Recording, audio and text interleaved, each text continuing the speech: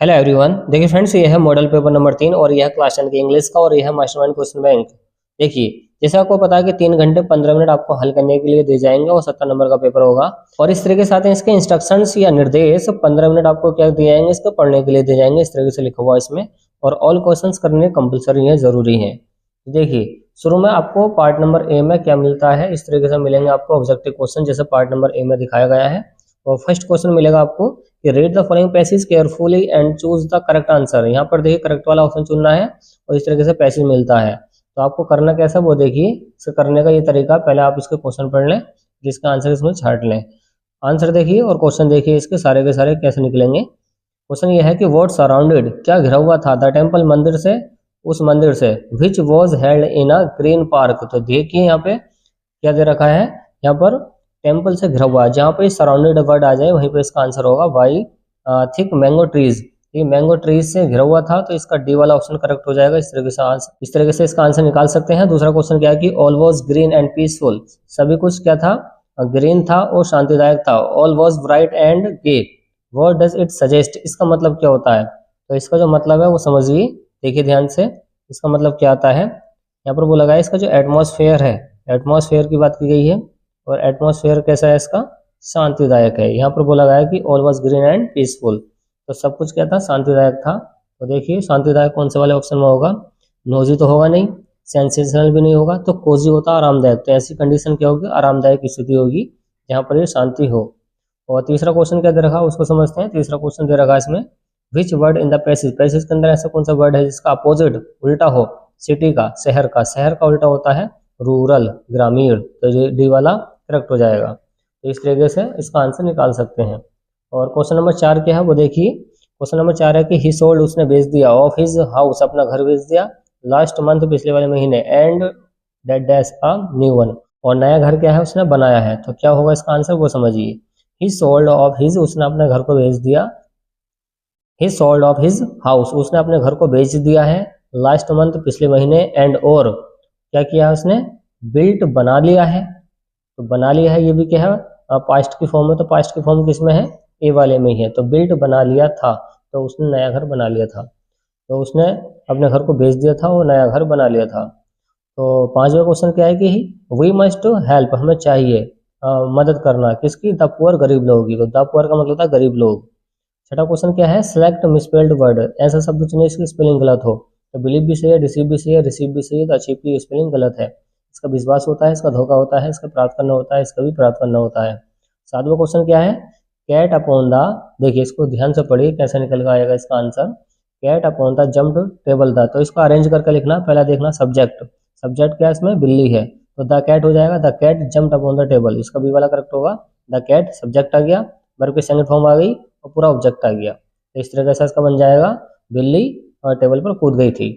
और आठवां क्वेश्चन क्या है कि व्हाट इज टाइम, क्या समय हुआ है, डेट डैश योर वॉच, आपकी घड़ी के द्वारा। तो घड़ी के द्वारा डी वाला करेक्ट हो जाएगा। तो आपकी घड़ी ने क्या समय बताया है, ये द्वारा, तो डी वाला इसका करेक्ट होगा। इस तरीके से लगा सकते हैं। और नेक्स्ट वाला क्वेश्चन क्या है वो समझिए। नेक्स्ट वाला क्वेश्चन है कि क्वेश्चन नंबर 9 से लेकर 10 तक है कि read the following passage, passage को ध्यान से पढ़िए, केयरफुली, ध्यान से, और चुनिए इसका करेक्ट वाला ऑप्शन। तो इस तरीके से आपको मिलेगा ये प्रोस से एक क्या मिलेगा, पैसेज। पैसेज में से आपको इसका आंसर निकालना है। जैसे पहला दे रखा इसमें नवा वाला, डेटस wrote a letter to God, मतलब किसने पत्र लिखा था किसको, ईश्वर को। तो सब बच्चे हर कोई जानता है कि लेंचो ने लिखा था, लेंचो रोट, लेंचो ने लिखा लेटर, एक पत्र, टू गॉड, ईश्वर को। तो इस तरीके से आते हैं इसका ऑब्जेक्टिव क्वेश्चन। तो आप इनको याद कर लेना, इनसे ही काफी सारे क्वेश्चन आ जाते हैं सेम टू सेम। चलिए क्वेश्चन नंबर 10 दे रखा। क्वेश्चन नंबर 10 है कि ही नीडेड, उसे जरूरत थी, 100 पैसों, 100 पैसों की, इन ऑर्डर टू, किसके बारे में, मतलब किस चीज के लिए, तो उसको बीज को बोने के लिए।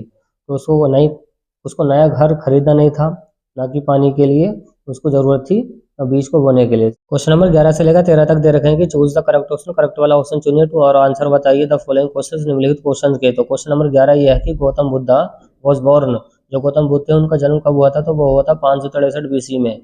12वां क्वेश्चन क्या है कि हु वॉज मार्गोट, मार्गोट कौन थी, तो ये थी एनी की सिस्टर, तो सिस्टर्स ऑफ एनी, एनी की सिस्टर थी। 13वां क्वेश्चन क्या है कि मंडेला वीकम, मंडेला बन गए थे the first black president of south Africa, south Africa के। तो कब बने थे, वो बने थे 10 मई 1994 को। क्वेश्चन नंबर 14 से लेकर 15 तक दे रखा है इसमें। क्वेश्चन पढ़िए ध्यान से, देखिए read the given extract the choose the correct option to the answer the following question. तो इस तरीके से 4 लाइनें मिलती है पोएम की, तो आपको बताने हैं इसके आंसर। इस तरीके से रखें कि where was the poet standing, जो पोएट था वो कहाँ पे खड़ा था, तो वो खड़ा था कहाँ पे, हेमलॉक ट्री के नीचे। इसे आएगा इसका आंसर, बी वाला करेक्ट हो जाएगा। 15वां है who was sitting on the tree, तो यहाँ पर बोला है कि ट्री के ऊपर कौन बैठा था, तो कौवा बैठा था, तो आप इसका क्रो लगा सकते हैं, ये वाला हो जाएगा। और 16वां क्वेश्चन क्या है कि रिचर्ड इवराइट, देखिए सप्लीमेंट्री क्या रखे हैं, तो रिचर्ड इवराइट वाज एन, जो रिचर्ड इवराइट था वो क्या था, तो वो था साइंटिस्ट, याद रखें वैज्ञानिक था। 17वां है हु वाज मिसिस पंपरी, मिसिस पंपरी कौन थी, तो याद रखें मिसिस पंपरी थी एक मिस्ट्रेस, मालकिन थी, डी वाला करेक्ट हो जाएगा।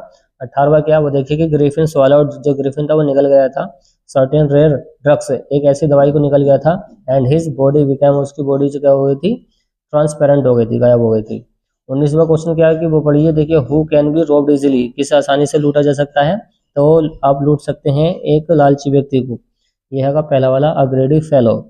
20वां क्वेश्चन क्या है कि what did everyone think about Horace Danby, Horace Danby किस प्रकार का व्यक्ति था, तो अच्छा व्यक्ति था, ईमानदार भी था, तो सी वाला करेक्ट हो जाएगा। और आगे क्वेश्चन क्या रखें वो समझते हैं, देखिए ध्यान से। या रखें क्वेश्चन आपके पार्ट नंबर बी में, ये 50 नंबर का अब आएगा, 20 नंबर का हो चुका है, तो ये 50 नंबर का सेक्शन है पार्ट बी।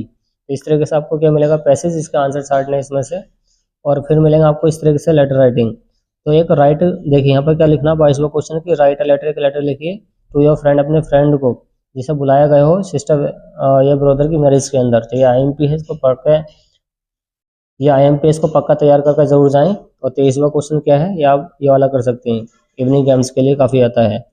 23वां की राइट अ रिपोर्ट, एक रिपोर्ट लिखिए on the independence day, independence day पर, तो इस तरीके से लिख सकते हैं रिपोर्ट।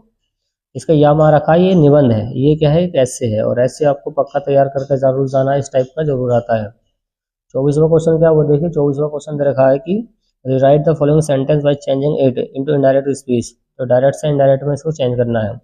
फिर आता है change the following sentence into passive voice, तो पैसिव वॉइस में चेंज करना है, इंट्रोगेटिव वाला सेंटेंस है। अब आता है सी वाला क्वेश्चन, देखिए सी वाला दे रखा कि punctuate the following using capital letters also whenever necessary, तो यहाँ पर आपको पंचुएट करना है, इससे टी बड़ा हो जाएगा इसका, टीचर का, तो इस तरीके से सेट टू के बाद में कॉमा आ जाएगा, इनवर्टेड कॉमा आ फिट हो जाएगा, तो इस तरीके से आपको क्या करना है, इसको पंचुएट करना है आपको इस तरीके से। फिर क्या मिलेगा क्वेश्चन, वो देखिए आपको मिलेगी एक ट्रांसलेशन हिंदी से इंग्लिश बनाने के लिए, फिर मिलेंगे इसका क्वेश्चन आंसर लिटरेचर वाले। जैसे क्वेश्चन आ रखा है व्हाई डज बल्ली stand up on the seat, जो बल्ली थी वो सीट पर कैसे खड़ी हो गई थी, तो आपको क्या करना है इसमें, दो क्वेश्चन करने हैं यहाँ पर। Answer the following question about in about 30 to 40 words, तो आपको दो करने हैं, एक ये वाला करना है, एक ये वाला करना है, 4 दे रखे हैं, या में दे रखा है इसमें। तो यहाँ पर बोला गया है कि जो बल्ली थी वो सीट पर क्यों खड़ी हो गई थी, उसने क्या देखा खड़े होके।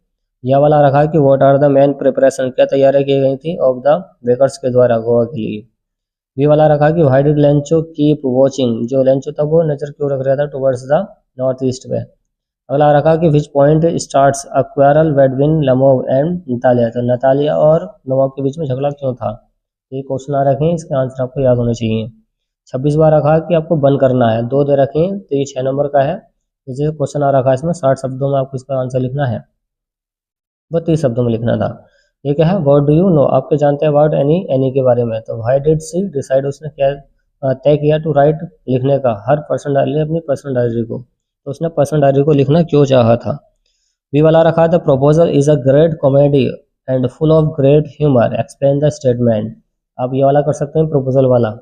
27वां क्वेश्चन आप क्या रखा उसको समझते हैं। 27वां रखा इसमें कि what does in the word of possessions means, या फिर ये वाला कर सकते हैं राइट 4 लाइन्स, 4 लाइनें लिखिए अपनी पोएम की जो इसमें क्वेश्चन पेपर में ना रखी हो, तो ये पक्का आपको तैयार करके जाना, और 4 नंबर पक्के हो जाएंगे। आपको 4 लाइनें याद करनी है, कोई सी भी 4 लाइनें याद कर लें पोएम की।